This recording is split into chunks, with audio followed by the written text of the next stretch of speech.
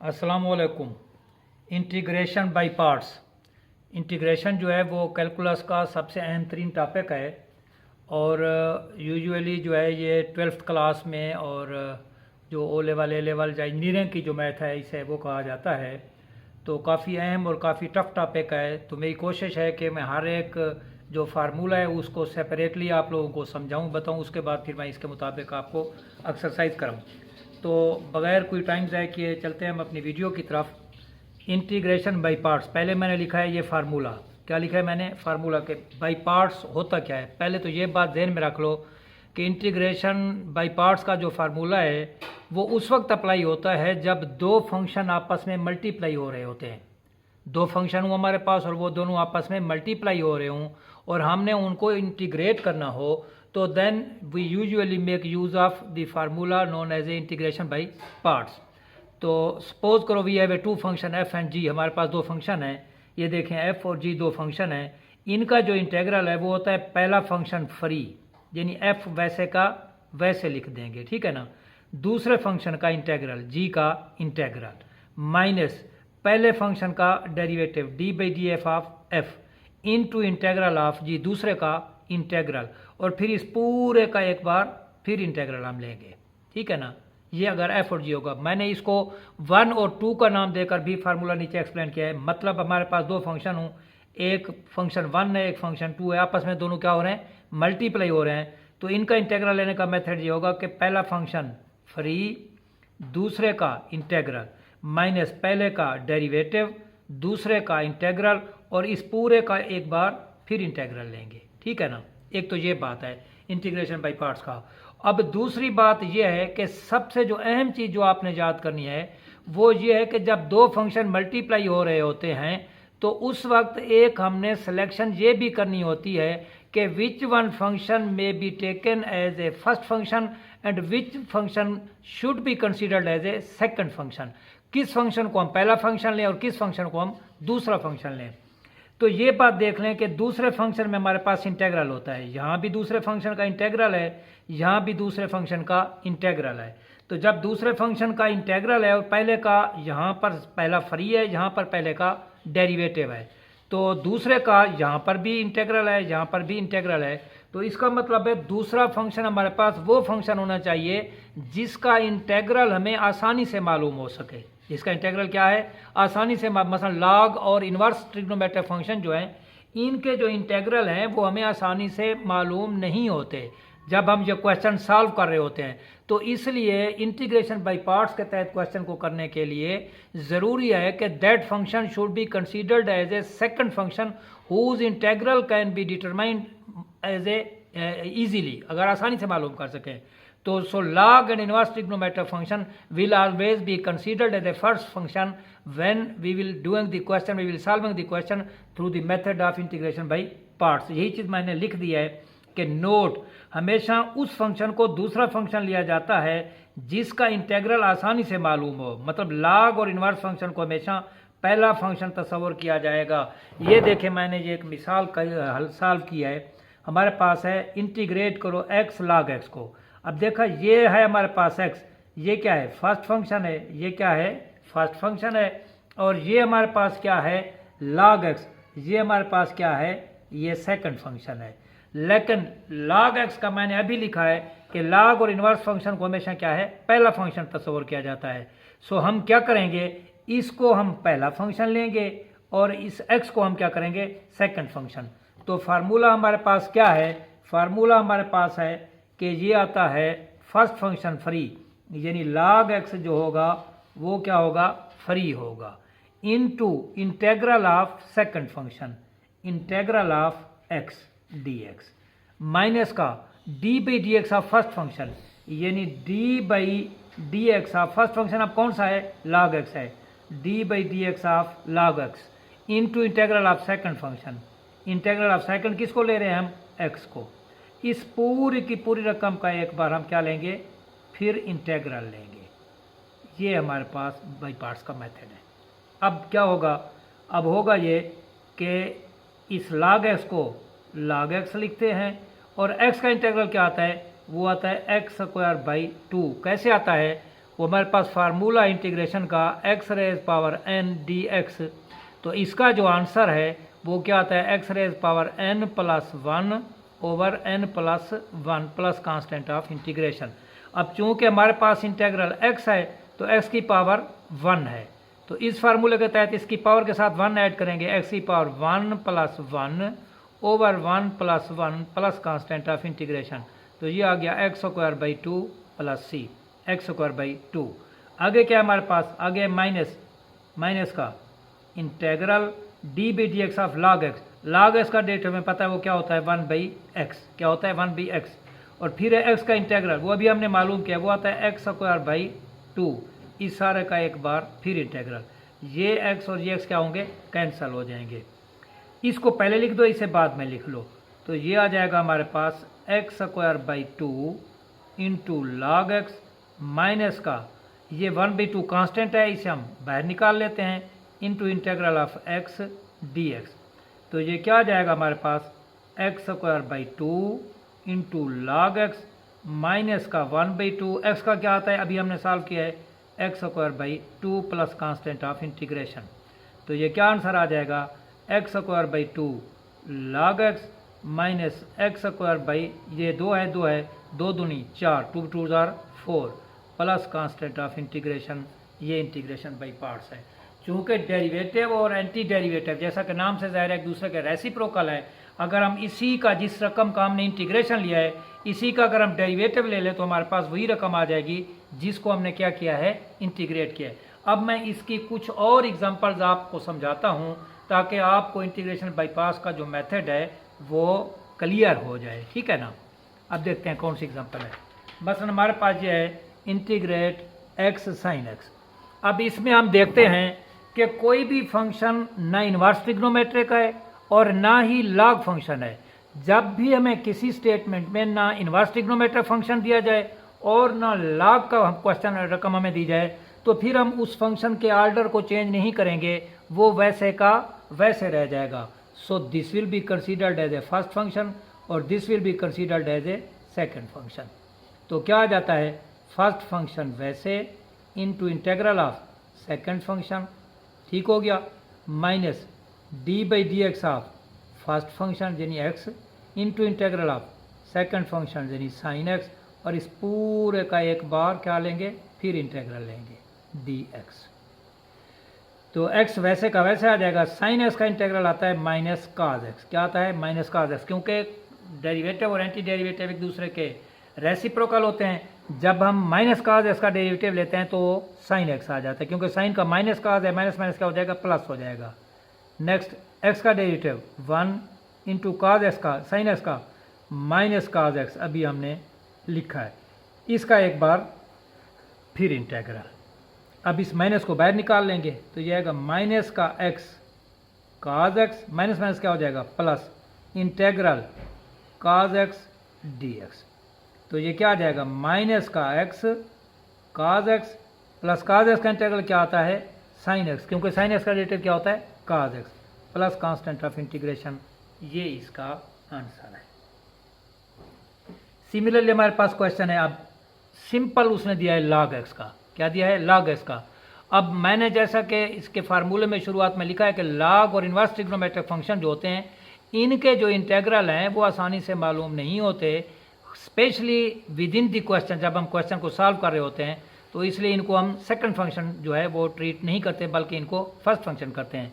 अब चूंकि ये लॉग एक्स अकेला है तो मैं इसको बाई पार्ट्स के ज़रिए हल करता हूँ, और ऐसा करने के लिए आपको पता है कि 1 is a multiplicative identity element, यानी 1 को अगर हम किसी भी चीज़ के साथ मल्टीप्लाई करते हैं तो हमारे पास answer is once again yielded in the same form. मतलब 1 को 2 से मल्टीप्लाई करते हैं आंसर इज़ 2, 1 को 3 से मल्टीप्लाई करते हैं आंसर इज़ 3।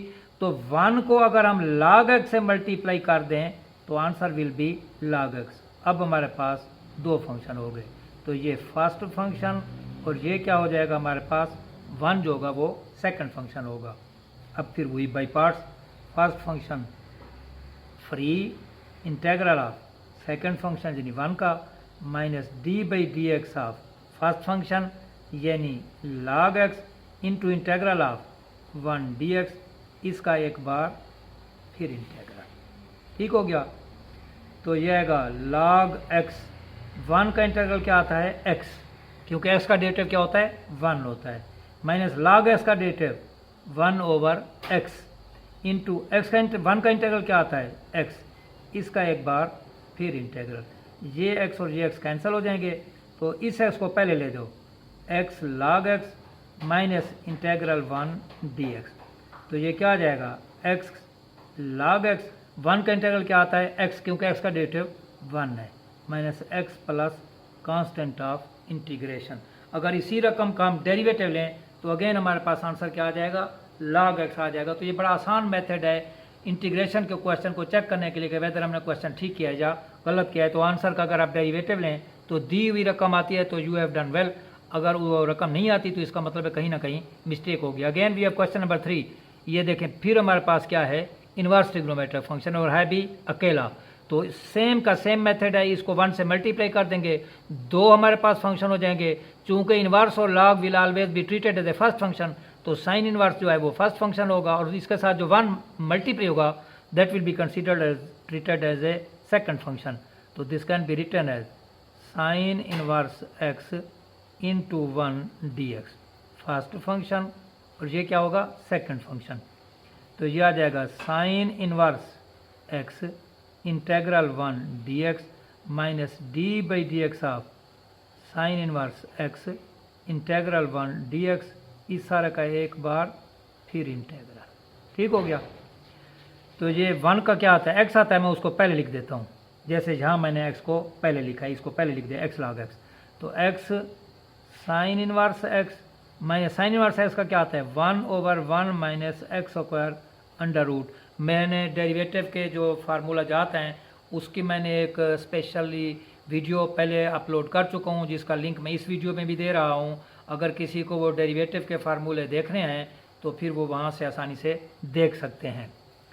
इंटू 1 का इंटीग्रल क्या आता है x, इसका एक बार फिर integral, this can be written as x sine inverse x minus, इसे ऊपर ले जाते हैं 1 माइनस एक्स स्क्वायर, इसकी पावर क्या है -1/2, ये स्क्वायर रूट है तो 1/2 होता है, इंटू एक्स डी एक्स।